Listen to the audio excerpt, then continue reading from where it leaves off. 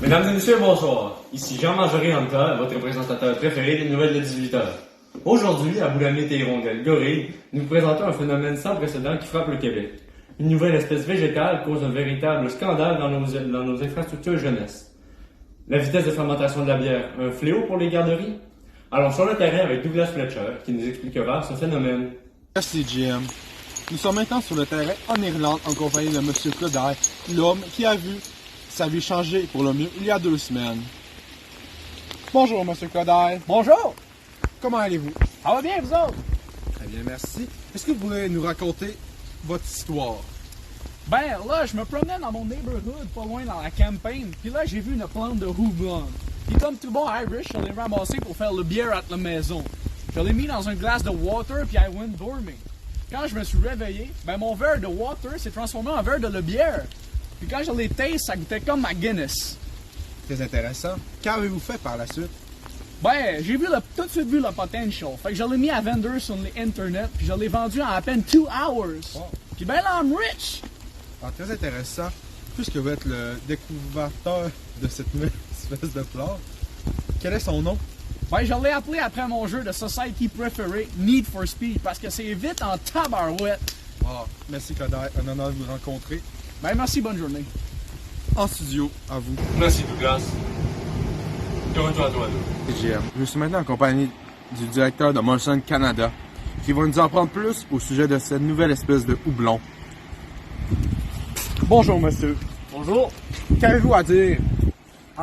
Bonjour, je m'appelle 53 ans, j'ai François Sénéca. Désolé, j'ai pas désolé. Alors, je suis le CEO de du houblon fermenté chez Molson au Québec depuis 13 ans.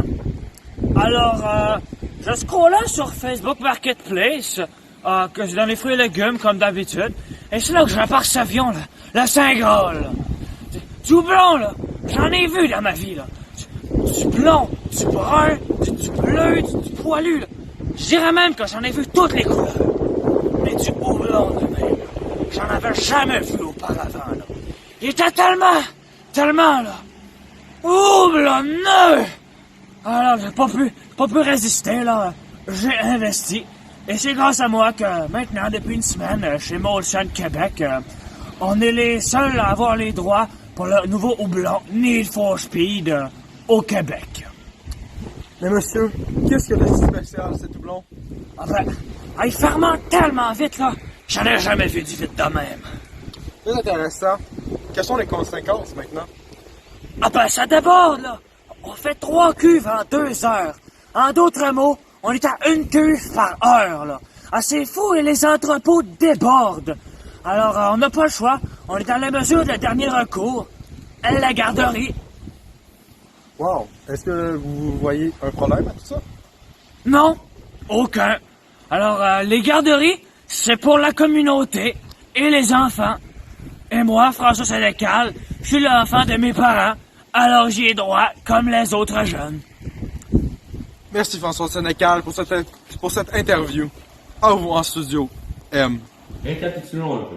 Cette nouvelle plante, le houblon Need for Speed, crée des quantités de bière faramineuses dans des délais bien trop courts par rapport à la demande. Les entrepôts de Molson Canada, compagnie détenant le monopole sur cette ressource, débordent. Ils ont donc opté pour les garderies afin de stocker leur surplus de bière. Pour répondre à nos questions sur ce phénomène, j'ai alors invité M. Alain Thibodeau, professionnel en spécialisation, et M. Alain Grosbodeau, spécialiste en professionnalisme. Donc, messieurs, expliquez-nous ce phénomène assez inhabituel. Merci beaucoup, Jean-Marjorie Hunter. Maintenant, comme vous pouvez voir, juste ici sur ce graphique, la consommation de bière au Québec est plutôt régulière. Et donc, les consommateurs en consomment à un rythme normal et nous n'avons aucun problème. Cependant, depuis l'arrivée du N4S, nous pouvons donc assister à une augmentation du X à l'infini. Et le X représentant un autre nombre de rivières au Manitoba, nous pouvons donc en déduire que la bière est égale à 71 racine carrée de 19 sur X moins X et 7 moins X à la 2 fois 18 racine par positive de 3 moins 3 plus Y sur X à la 2X moins X 64 3 à la 12. Et donc, cette réponse nous donne 71 irréel de 1 sur C. Et donc, nous pouvons déduire que 12.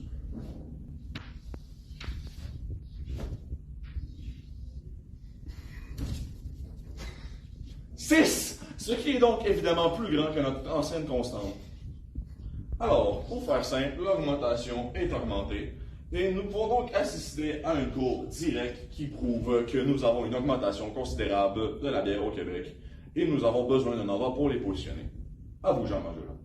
Merci, M. Alain, de nous avoir expliqué l'aspect économique de la chose. Je passe maintenant la parole à M. Alain, qui va nous expliquer l'aspect social de la chose. Donc, pour continuer ce que mon jumeau Alain a dit, la quantité de bière faramineuse dans les entrepôts cause les entrepôts à être remplis. Tout à fait.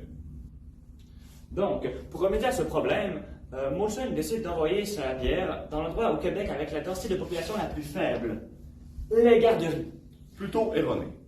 Pour faire une comparaison, les parents donnent 8 et 50 $ par jour aux garderies pour envoyer leurs enfants là-bas. Molson, quant à eux, donne 198 et 50 par jour pour avoir leur bière dans les garderies. On peut donc conclure que cela n'a aucun impact sur la présence des jeunes dans les garderies, puisque les garderies ayant un prix très élevé étaient déjà vides, donc Molson met ses bières dans les endroits vides. Je ne crois pas, non. Ce nombre de différences est alors scandaleux et on peut tracer un graphique direct avec le salaire des gardiennes dans la garderie qui augmente exponentiellement alors qu'elles gardent de la bière au lieu des enfants. Cela est alors inversement proportionnel au bonheur des enfants en raison de la bière dans leur garderie.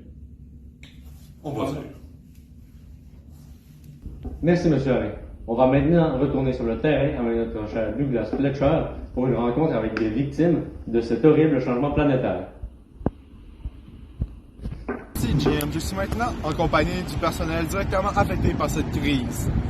Bonjour Madame Joséphine L'Espérance. Bonjour. Que pensez-vous de cette crise qui a totalement changé votre garderie? Oh ben là, c'est inacceptable. La garderie des douceurs de mon oncle Serge, j'ai jamais subi un coup aussi bon. Honnêtement, de toute ma carrière, c'est la première fois qu'on me paye au-dessus du salaire minimum. C'est tout à fait inacceptable. Et en quoi est-ce un changement négatif? Ben, dans le fond, là, nous autres, là, les personnels là, de garderie, là, notre job, nous autres, c'est de nous occuper des enfants, mais là, on est payé pour s'occuper d'un bière. C'est pas logique. Puis comme, en tant que tel, moi, je suis pas payé pour ça, là. Puis, les bières, là, ils veulent rien faire. Tu leur demandes de jouer cache-cache, ils veulent même pas essayer de se cacher. Ils veulent rien faire, ils te répondent même pas. C'est complètement inacceptable. Est-ce que vous vous sentez prêt à relever ce nouveau défi de bière? Ainsi, quel problème de payer plus cher? Ben, les CPA, ce qu'il nous faudrait vraiment, là, c'est pas de l'argent de plus, il nous faudrait un vrai support par le gouvernement. C'est pas un zéro de plus sur ma paye qui va changer ça, là. Il nous faut de l'aide. Que comptez-vous faire pour remédier à cette situation? Ben, c'est bien simple. Nous autres, on compte, là, faire la grève puis refuser à M. Molson qui mette ses bières dans nos garderies. Puis vous savez quoi, là, si lui, il peut prendre ses bières et les mettre dans nos garderies, là, nos flots, là, on va les mettre sur son terrain de 25 000 pieds carrés, si c'est pas assez clair.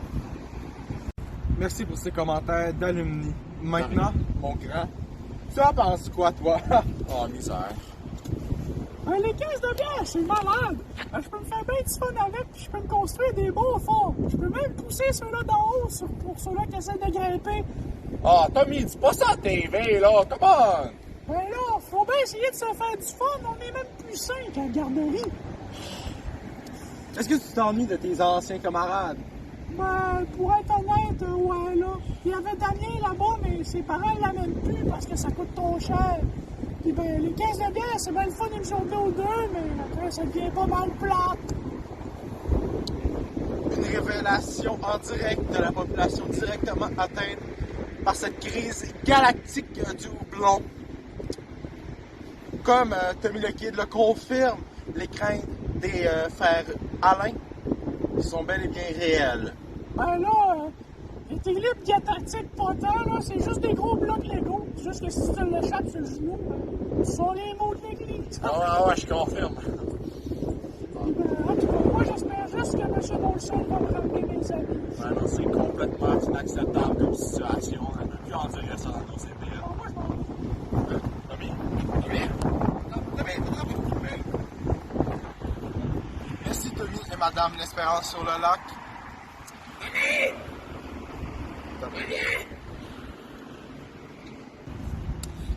Quelle est votre opinion maintenant, le public, au sujet de cette crise. Est-ce une exagération des médias ou cataclysme interplanétaire du houblon? De retour à vous, JM. Doug. Alors, pour conclure, en finissant, dernièrement, il faut retenir que cette nouvelle découverte a bouleversé la vie de plusieurs de nos confrères et consoeurs. Pas tant que ça. C'était Jean-Marc Hunter à Boulamite et Hirondelle Gorille. Bonsoir.